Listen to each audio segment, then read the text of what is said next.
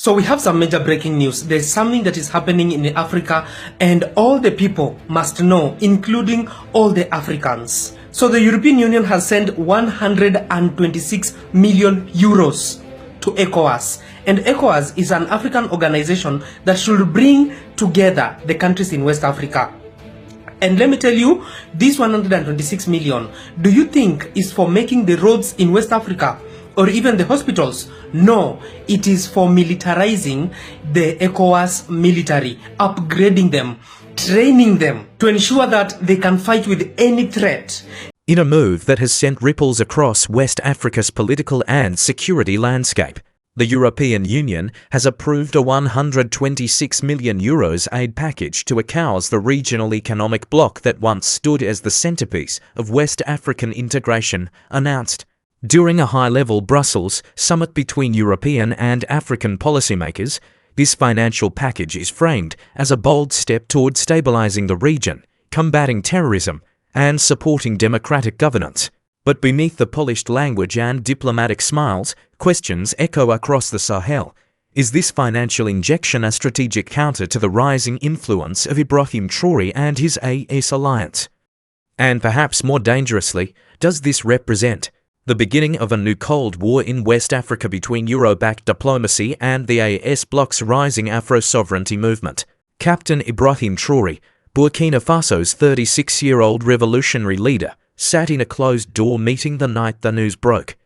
The message on the encrypted tablet in front of him was simple but sharp.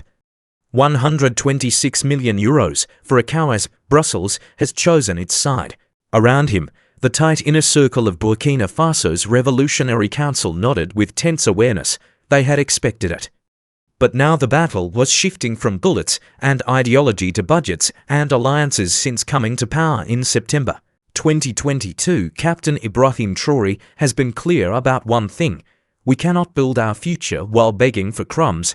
Burkina Faso must stand. Under his leadership, Burkina Faso, along with Mali and Niger, withdrew from ECOWAS in early 2020 to form a new alliance, the Alliance of Sahel States EAS. This was no minor shift. The move stunned Western capitals, worried the trio was drifting away from democratic norms and into the arms of anti-Western powers, especially Russia and China, who have shown readiness to fill the vacuum ECOWAS leaves behind. But to Traore and his people, ECOWAS had long lost its credibility. For years, many in Burkina Faso viewed the bloc as little more than an elite club of Western-aligned leaders, silent when terrorist groups burned villages, silent when citizens went hungry, and loud only when juntas threatened status quo. So, when news of the 126 million euros EU boost to ECOWAS came, it was interpreted not just as charity but as a geopolitical weapon. They are trying to isolate us with money, said Burkina's Minister of Sovereignty in an emergency address aired on state television. But we are not for sale and our freedom is not up for negotiation, the official press release from the European Union's External Action Service framed the aid as a response to mounting insecurity and challenges to democratic processes. Buried in the document were references to counter-terrorism coordination, border security, reinforcement, electoral institution support, disinformation counter-efforts. To an average reader, these sound benign, even noble, but to a political analyst in Ouagadougou, the message was clear. The EU is doubling down on ECOWAS as its preferred vehicle of influence in a region where popular sentiment is drifting fast away from the West. At ECOWAS headquarters in Abuja, the mood was cautiously optimistic. For the past 2 years, the organization has faced repeated blows, from internal credibility issues to outright rebellion from its former members. With 126 million euros in new support, ECOWAS leaders see a chance to reclaim relevance, but some insiders are worried. If ECOWAS becomes just a tool of foreign influence, warned a senior advisor anonymously, we will push even more of our youth into the arms of Traore and his AES. And across the Sahel, that youth is listening and watching. In the bustling capital of Ouagadougou, painted murals of Ibrahim Traore with phrases like Notre Liberté and Souveraineté Reine can be seen on school walls and market stalls. At a local university, students chant, "AES is the future." Down with puppet states, it's not just nationalist pride. It's a cry born of disillusionment with the West and frustration with years of regional neglect. Under Traoré, infrastructure projects have restarted, rural hospitals are opening, and the agricultural sector is being revived. At least now someone listens, says Foti, a 29-year-old mother of two in Kaya. I don't care if he wears a uniform. He's doing more than the last 3 presidents combined, asterisk for many. The European Union's move looks like a desperate attempt to win back control over a region that has loudly rejected foreign dictates, and this rejection isn't just ideological, it's generational. The AES is more than a security pact. It's now being rebranded by its members as a people's bloc, a vision of Pan-Africanism free from the influence of Paris, Brussels, or Washington. Its members are discussing a shared currency system, a joint central bank based in Bamako, a coordinated army against terrorism, unified control of mineral resources. This in direct contrast to ECOWAS, which still relies heavily on Western donor agencies, French military partnerships, and multinational corporations. This is the new Berlin Wall, says Professor Kwame Odom in a crow.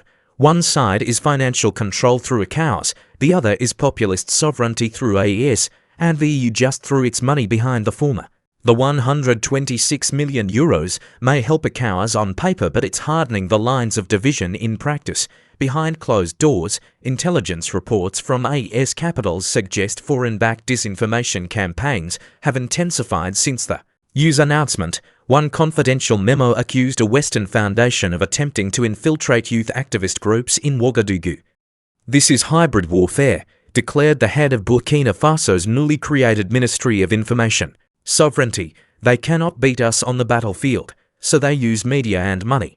In response, ES leaders have ordered mass audits of NGOs operating within their borders, many of which receive European funding. Meanwhile, ECOWAS officials are warning of new sanctions if AES nations continue to undermine democratic transitions. The response from Captain Traore: if democracy means starving our people and obeying Paris, then we reject that democracy. We will build our own model. With the EU's 126 million euros aid package now in effect, the stage is set for a deeper confrontation. Will ECOWAS regain momentum with this financial injection? Will AES tighten its bond and finalize its alternative institutions? Could Burkina Faso face renewed pressure, economic, political, or military? And perhaps most importantly, can Ibrahim Traore survive this geopolitical chessboard, or will he become another name in the long list of African leaders who dared too much too fast? In the game of nations, money talks, but vision moves people. The EU has placed its bet on ECOWAS. Captain Traore is betting on the people, and time will judge who holds the stronger hand. We will continue watching, analysing, and reporting every turn of this unfolding story. Until then, this is a Frick Vibe News. Stay sovereign, stay aware.